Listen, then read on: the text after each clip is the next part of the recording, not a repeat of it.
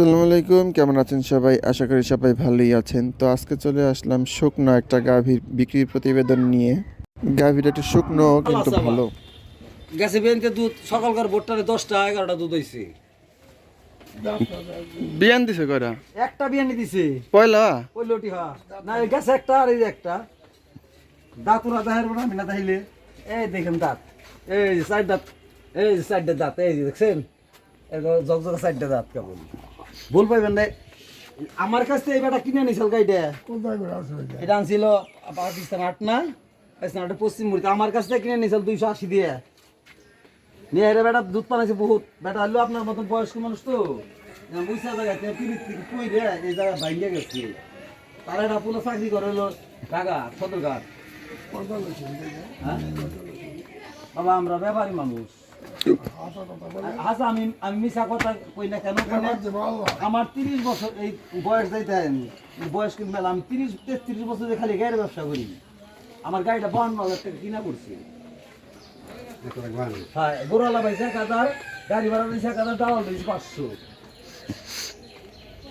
রাত্রে বিয়েছে 11টার সময়। আজকে রাতে বেশি কি বাসন খাইলে গাই চলতে লাগে রে কি বাসন এটা? সারাসা দুই দিন নাই আর 2 দিন পরে দেখলে কোন আর এটা গাই না হে গাই কো।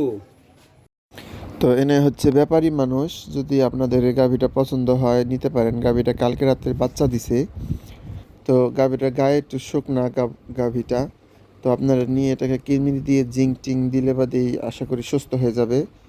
আর এই গাভীটা ভুটানের কম হলেও 8 লিটার দুধ হবে, আর সাথে তো ষাঁড় বাচ্চা আছেই।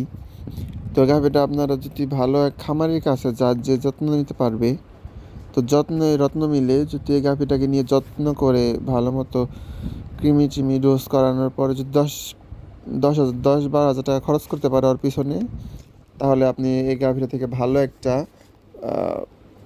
ভালো একটা কিছু আশা করতে পারবেন ইনশাল্লাহ।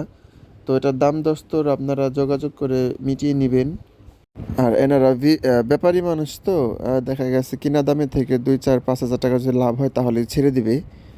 তো আপনাদের পছন্দ হলে আপনারা নিতে পারেন, যোগাযোগ করবেন। আর ভিডিওটি দেখার জন্য ধন্যবাদ। ভালো থাকবেন। আল্লাহ হাফেজ।